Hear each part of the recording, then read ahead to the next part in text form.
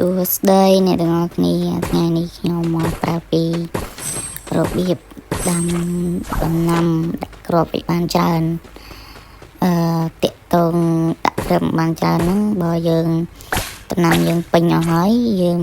អាចដាក់គ្រាប់បានទៀតទេគឺអត់ដាក់បានតែម្ដងតើយើងជីកកឹះចោលជីកអីជីកដំណាំយើងចោលបានវា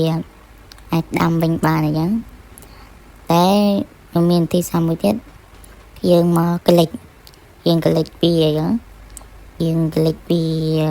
ទៅយើងអាចដាំវាបានទៀតអូខេអាហ្នឹងយើងដាំបានរៀងច្រើនគ្រាប់ដែរអូខេយើងធ្វើការចុចចេញចុចចូលទាក់ទងនឹងក្លិចយើងចុចចេញចុចចូលចុចចេញចុចចូលរហូតចុចចេញចុចចូលទៅវានឹងក្លិចឲ្យយើងបានធ្វើបានទាំងអស់គ្នានឹងមិនថា iPhone ឬ Android ទេយើងធ្វើបានទាំងអស់គេយើងចុចចេញចុចចូលមកហើយមួយទៀតបើយើងចូលទៅឃើញដំណាំអស់ហ្នឹងយើងមិនបាច់ទៅដាក់អីទេមិនបាច់ដាក់ទេដាក់អត់កើតទេយើងចុចចេញទៀតមកបើយើងឃើញ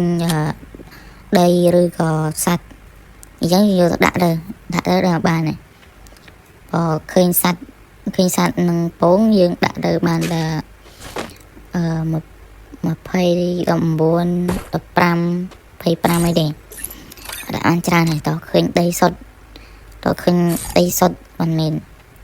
បានច្រើនដាក់បាន30ទៅ45គ្រាប់ហ្នឹងយើងធ្វើការចុចចេញមកហើយពេលយើងកលិចចឹងយើងពេលដាក់គ្រាប់បានហើយយើងមិនទាន់កលិចទៀតជួនកាលវាអាចនឹងបាត់គ្រាប់ទៅវិញអញ្ចឹងបាត់គ្រាប់យើងអត់អាចតាមបានទេវានឹងកលិចទៅវិញហើយអត់អាចដាំបានព្រោះ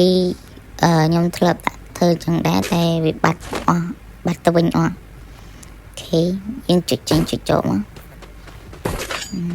អត់កើតទេចុចចេញមកចាំវាមកស្ទុះទៅអូខេចាំវាមកស្ទុះអូខេចាំមើលចេញអត់អូដើរហើយដើរហើយណានេះបងប្អូននេះអ្នកទាំងអស់នេះយើងចុចចូលទៅតែដល់ពេលវាចេញដំណាំយើងមកហើយយើងមិនអាចដាំទៀតទេគឺយើងបាក់បានតែប៉ុណ្ណឹងអូខេបើវាឃើញសត្វឃើញអីយើងដាក់បានតិចទេអូខេយើងជីកវាមកផ្ដុំគ្នាមកលុតអីមកញ៉ៃដល់នេះបាទយើងជីកវាយកមកផ្ដុំមកជីកវាយកមកផ្ដុំមកអូខេកញ្ញាមកលេងផ្ទះ Hello កញ្ញា Hello នេះមកមើលដំណាំខ្ញុំនេះ Hello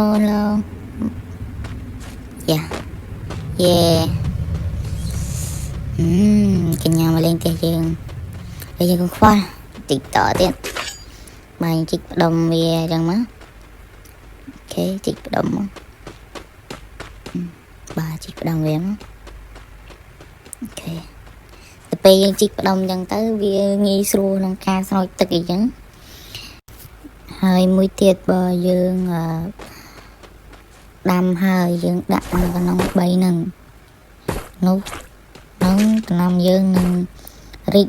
ឡើងខ្ពស់អីចឹងវាពិបាកដែរអញ្ចឹងយើងដាក់ទឹកហ្នឹងទៅវាទាបបើអ្នកទាំងអស់គ្នាចង់បានខ្ពស់អ្នកទាំងអស់គ្នាដាក់3ហ្នឹងទៅវាអាចនឹងខ្ពស់ហើយធ្វើដូចខ្ញុំមកហើយក្នុង3ហ្នឹងយើងដាក់បានដូចគ្នាសម្រាប់ណាដែលអាហ្នឹងវាចេញផ្លែដំណាំយើងដាំហ្នឹងចេញផ្លែយើងអាចដាក់បានដូចគ្នាដាក់ទៅវាអាចផ្លែធំអញ្ចឹងទៅបានផ្លែធំហ្នឹងដូចជាតិគីមីអញ្ចឹងគេយើងដាក់អញ្ចឹងមកទៅពេលយើងបានអញ្ចឹងហើយយើងយកទៅដាក់តាមជួរទៅ